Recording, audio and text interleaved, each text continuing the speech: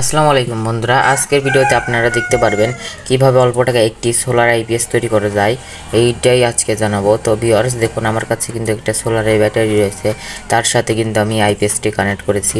তো আপনাদের জন্য এই আইপিএসটি ভালো হবে কিনা, বা আপনারা কিভাবে 1000 ওয়াট চাইনিজ ইনভার্টারকে অটো করবেন বা 1000 ওয়াট চাইনিজ ইনভার্টার দিয়ে একটি আইপিএস বানাবেন, বা কীভাবে একটি মিনি সোলার আইপিএস বানাবেন, এটি আজকে দেখাবো। তো দেখুন, আমি কিন্তু কিছু কাজ আগেই করে রাখছি। আমার কাছে কিন্তু পুরাতন একটা ফ্রিজের স্টেবিলাইজার ছিল, সেটাতে কিন্তু আমি কিছু কিছু জিনিস অ্যাড করছি। যেমন দেখুন, এখানে কিন্তু একটা মিটার মতন ছিল, সেটা খুলে আমি কিন্তু এখানে ভেরো বোর্ডে কিন্তু দুইটা এলইডি কানেক্ট করে নিয়েছি। এই এলইডির মাধ্যমে আমরা জানতে পারবো যে কারেন্ট আছে কিনা, বা কোথা থেকে চলতেছে, সোলার থেকে চলতেছে নাকি সোলারের ব্যাটারি থেকে চলতেছে নাকি কারেন্ট দিয়ে চলতেছে, সেটাও দেখা যাবে।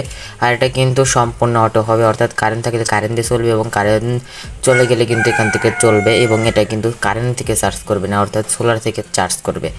তো ভিডিওটি সম্পূর্ণ দেখার অনুরোধ রইল। আর এটা কতটুকু আপনাদের জন্য কাজে আসবে সেটিও কিন্তু আপনারা জানতে পারবেন। তো এখানে দেখতে পেলেন যে আমি কিছু কিছু কাজ করে রাখছি। এখানে যে আমি এলইডি লাগিয়েছি, যেটা হচ্ছে কেসিংয়ের সাথে লাগানো আছে, সেখানে কিন্তু আমি 10K রেজিস্ট্যান্স ব্যবহার করেছি। আর এখানে দেখুন, এখানে একটা সকেট ব্যবহার করেছি, সেটা কিন্তু আমি লাগিয়ে নিয়েছি যেন আমরা এখান থেকে সোলার লাগাতে পারি। আর নিচে আছে 3 পিন সকেট, যেটা দিয়ে আমাদের এসি আউটপুট হবে। আমাদের অটো করার জন্য প্রয়োজন হচ্ছে 3 পিসের রিলে।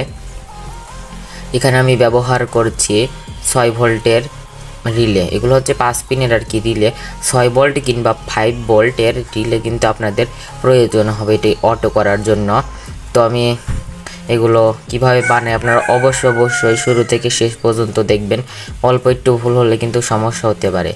দেখুন, আমার এখানে এরকম ধরনের হচ্ছে চার্জার প্রয়োজন হবে। এটা হচ্ছে মোবাইল ফোনের সাধারণ একটি চার্জার, শুধুমাত্র এখানে আমি দুটো তার লাগিয়ে নিয়েছি, যেটা আমাদের কারেন্টে যায় প্লাগের, সেখান থেকে কিন্তু দুটো তার লাগিয়ে নিয়েছি। আর এটা হচ্ছে আমাদের 5 ভোল্ট আউটপুট, এটা দিয়ে আমাদের হচ্ছে 5 ভোল্ট আউট হবে আর কি। আর এই হলো আমাদের 1000 ওয়াট চাইনিজ ইনভার্টার। এই যে দেখুন, এই যে 1000 ওয়াট চাইনিজ ইনভার্টার, এটা কতটুকু ভালো, এটাতে কী পরিমাণে লোড দেওয়া যায় এটা সম্পর্কে কিন্তু আমাদের বিস্তারিত ভিডিও আপলোড করা আছে। অনেক কয়টা কিন্তু ভিডিও আপলোড করা আছে, আপনারা ভিডিও ডিসক্রিপশন বক্স থেকে সেই ভিডিওগুলো একটু কষ্ট করে দেখে আসবেন, এবং এই ভিডিওর অ্যান্ড স্ক্রিনেও কিন্তু আপনারা ভিডিও দেখতে পারবেন এই 1000 ওয়াট চাইনিজ ইনভার্টারে। তো এই 1000 ওয়াট চাইনিজ ইনভার্টার সম্পর্কে আমি এক কথাই বলে দিই, এই 1000 ওয়াট চাইনিজ ইনভার্টার থেকে আপনারা 100 ওয়াটের মতন চালাবেন। এর বেশি চালালে কিন্তু এটা কিন্তু নষ্ট হয়ে যাওয়ার সম্ভাবনা রয়েছে। এটা নষ্ট হয়ে গেলে কিন্তু বেশিরভাগ ক্ষেত্রে কিন্তু এটা কিন্তু ঠিক করা যায় না। যাই হোক, আপনারা যদি কেনেন তাহলে ইউপিএস কিনবেন, পুরাতন ইউপিএস, সেটাতে কিন্তু অটোমেটিক সিস্টেম করাই থাকে। তো যাই দেখুন, আমি এখান থেকে তারটা কেটে নিচ্ছি, যেহেতু এটার যে ক্রোকোডাইল ক্লিপ বা যে ক্লিপটা থাকে সেটা কিন্তু নষ্ট হয়ে গেছে। আর আমি এভাবে কেটে নেওয়ার ফলে কিন্তু এটা কিন্তু অনেক মজবুত হবে। তো যাই হোক, আমার যেহেতু ইনভার্টারটি পড়েছিল আর যেহেতু কেসিংগুলোও কিন্তু পড়েছিল, যার কারণে আমি এটা দিয়ে আইপিএস তৈরি করছি। আপনারা ভিডিওটি দেখুন, যাদের এখনও এই যাদের এই ইনভার্টার রয়েছে তারা কিন্তু আমার মতন করে অটো করে নিতে পারেন। আপনারা এই ইনভার্টার দিয়ে, অর্থাৎ আমি যে আইপিএসটি তৈরি করছি ইনভার্টার দিয়ে, আপনারা এটা দিয়ে 100 ওয়াট লোড দিবেন 1000-এর কাছে।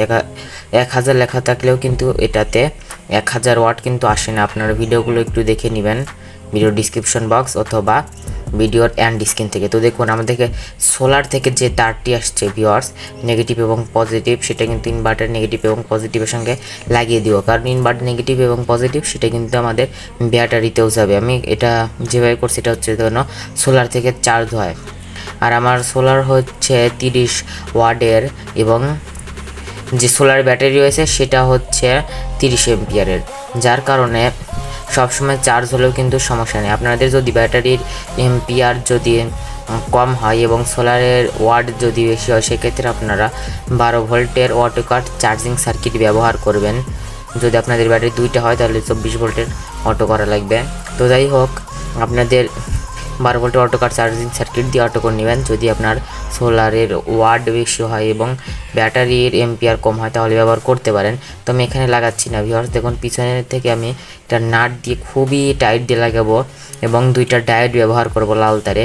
তো আমি কালো এবং লাল হচ্ছে আমাদের ইনভার্টার নেগেটিভ এবং পজিটিভের সঙ্গে সুন্দর করে খুব টাইট করে লাগিয়ে দিচ্ছি। আসলে আইপিএস বানাতে অনেক সময়ের প্রয়োজন, যার কারণে আমি ভিডিওটি অনেক স্পিড বাড়িয়ে দিয়েছি। আপনারা দেখুন, এগুলো কিন্তু অনেক সহজ কাজ করা। আমি মিনি আইপিএসটি বানাচ্ছি। আপনারা ভিডিওটি শুরু থেকে শেষ পর্যন্ত দেখার চেষ্টা করবেন। কোনো অংশ কেটে কেটে বা টেনে টেনে আপনারা দেখবেন না, তাহলে কিন্তু আপনারা এই জিনিসটি তৈরি করতে পারবেন না বা কিন্তু কোনো সমস্যা হতে পারে। তো ভিউয়ার্স দেখুন, আমি এটা কিন্তু সম্পূর্ণ তৈরি করে নিয়েছি, যেহেতু এটা বানাতে অনেক সময়ের প্রয়োজন হয়। আপনাদের মূল যে জিনিসটা সার্কিট ডায়াগ্রাম, সেটি এখন আপনাদেরকে বুঝিয়ে দিচ্ছি, তারপরে কোনটা কোথায় লাগিয়েছি সেটাও দেখাবো। তো আগে আপনাদের সার্কিটের ডায়াগ্রামটি আমি বুঝিয়ে দিচ্ছি।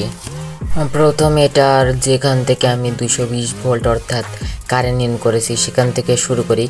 এখানে যে সি লেখা দেখতে পাচ্ছেন, এটি হচ্ছে চার্জার যেটা কারেন্টে যায়, অর্থাৎ 2 তার যেটা কারেন্টে যায়, সেই প্লাগের 2 তারটা কিন্তু আমি এখানে কিন্তু কারেন্টে লাগিয়ে দিয়েছি। এখানে যে আমরা এসি কয়েল ব্যবহার করেছিলাম, সেখান থেকে লাইন এসে আমাদের 5 ভোল্ট চার্জার থেকে আউট হয়েছে 5 ভোল্ট। সেখান থেকে কিন্তু আমি 3টা যে রিলে ব্যবহার করেছিলাম, সেই 3টা রিলেতেই আমি লাইন দিয়ে দিয়েছি। আর রিলের কিন্তু কোনো নেগেটিভ পজিটিভ নেই, রিলের যেখানে হচ্ছে কয়েল টার্মিনাল সেখানে কিন্তু আমি লাগিয়ে দিয়েছি। আর রিলে দিয়ে এই কাজটি যেহেতু আমি করছি, রিলে কীভাবে কাজ করে এই বিষয়টি আপনাদের অবশ্যই জানতে হবে। সের জন্য ভিডিও ডিসক্রিপশন বক্সে লিঙ্ক দেওয়া থাকবে এবং ভিডিওর হ্যান্ড স্ক্রিনেও আপনারা দেখতে পারবেন। সেখানে ক্লিক করে অবশ্যই ভিডিওটি দেখে নেবেন বা আমার চ্যানেলে গিয়ে আপনারা দেখতে পারেন যে রিলে কীভাবে কাজ করে, অবশ্যই দেখে নেবেন, তাহলে আপনাদের এই জিনিসটি বুঝতে সুবিধা হবে। দেখুন, আমাদের যে 1000 ওয়াট জাইনিস ইনভার্টারের যেটা সুইচের টার্মিনাল, সেই সুইচ আমি কিন্তু খুলে নিয়েছি এবং তারপরে কিন্তু আমাদের সেখান থেকে যে লাইন আউটপুট হয়েছে সেটাই কিন্তু আমি নিয়ে গিয়ে, অর্থাৎ সেই 2টা তার একসাথে করলে ইনভার্টার চালু হয়ে যায়, সেটা কিন্তু আমি কিন্তু সুইচে লাগিয়েছি। আপনারা দেখতে পাচ্ছেন সে সুইচে নিয়েছি।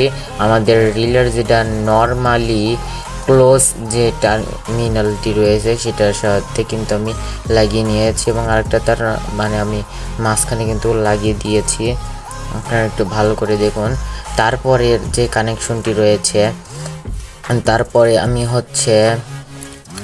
এই রিলে থেকে আবার আর এক জায়গায় যে আমি এখান থেকে 5 ভোল্ট নিয়েছি চেঞ্জ ওভারে, সেটা আমি এখন আপনাদেরকে দেখাচ্ছি চেঞ্জ ওভারটা কীভাবে করলাম। এখন কিন্তু একটা রিলে লাগানোর ফলে এখন শুধুমাত্র কারেন্ট গেলে কিন্তু রিলেটি চালু হয়ে যাবে, কিন্তু আমাদের কারেন্ট থাকলে কারেন্ট দিয়ে চলবে, কারেন্ট চলে গেলে এখান থেকে চলবে। সেই সিস্টেমটি এখন করব। সেই সিস্টেমটি কীভাবে করতে হয় সেটা দেখাবো।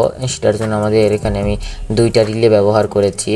তো দেখুন, আমি কিন্তু এখানে 5 ভোল্ট কিন্তু 2টা রিলেতেই কিন্তু দিয়ে দিয়েছি। কয়েল টার্মিনাল 2 সাইডে যে 2টা দেওয়া থাকে সেখানে আপনারা কিন্তু এখানে ভুল করবেন না, ভুল করলে কিন্তু বড় ধরনের একটা দুর্ঘটনা বা সমস্যা হতে পারে।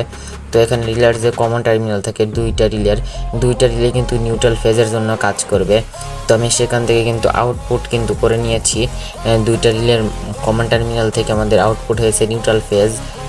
আমাদের যে ইনভার্টারের আউটপুট রয়েছে সেখান থেকে নিউট্রাল ফেজ এনে আমি কিন্তু নিউট্রাল ফেজের জন্য কিন্তু 2টা রিলে ব্যবহার করেছি, একটা ফেজ এবং একটা ফেজ হবে একটা রিলে এবং আরেকটা নিউট্রাল হবে একটা রিলে।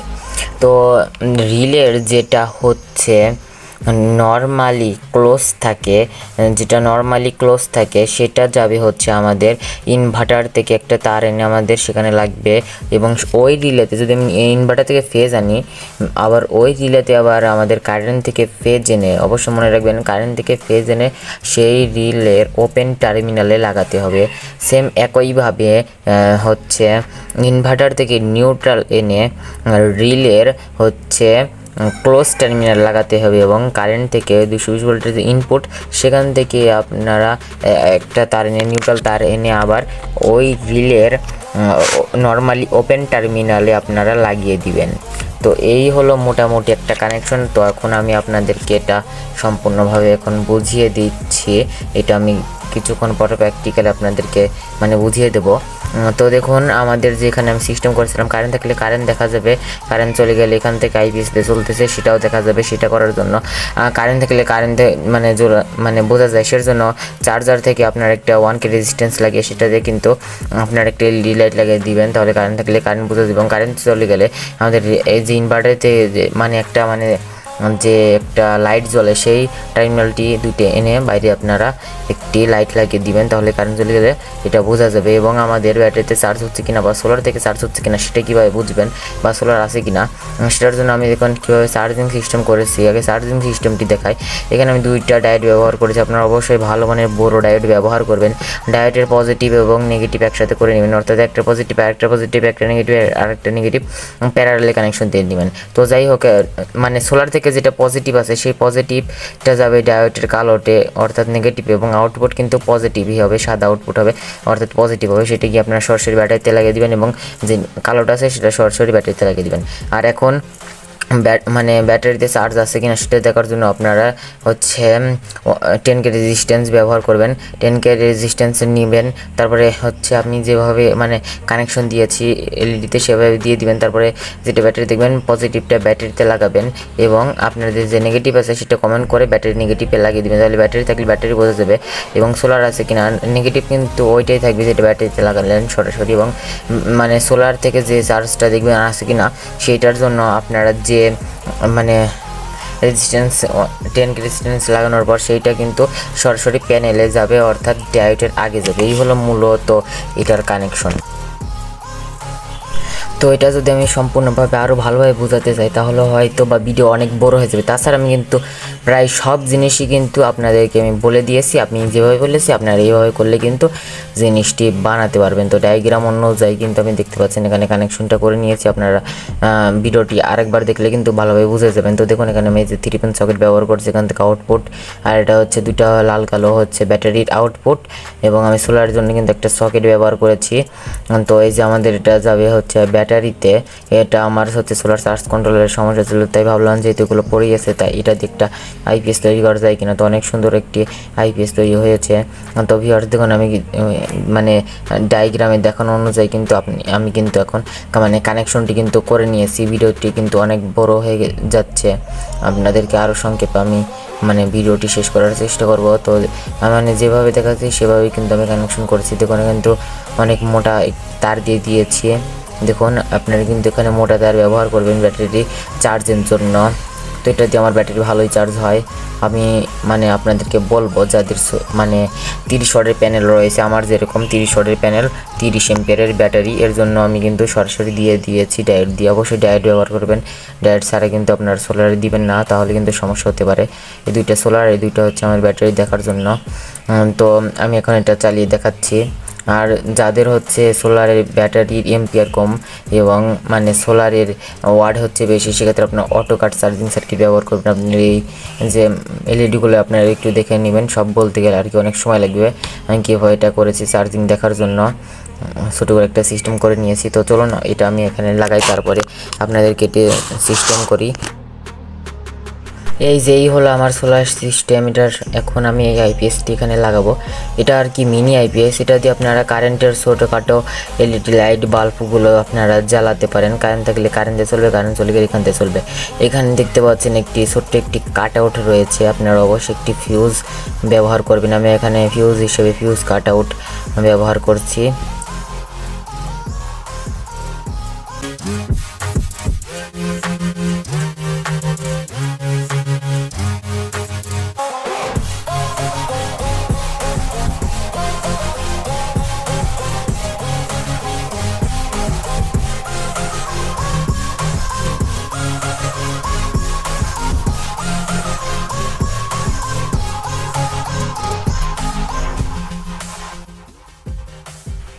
ভিউয়ার্স লক্ষ্য করুন, আমাদের ব্যাটারি এবং সোলার কানেকশন করার পরে কিন্তু আমাদের ব্যাটারি ইন্ডিকেটর এবং সোলার ইন্ডিকেটর কিন্তু জ্বলছে। ভিউয়ার্স এই যে দেখুন আমাদের ব্যাটারি এবং সোলার ইন্ডিকেটর কিন্তু খুব সুন্দর কিন্তু জ্বলছে।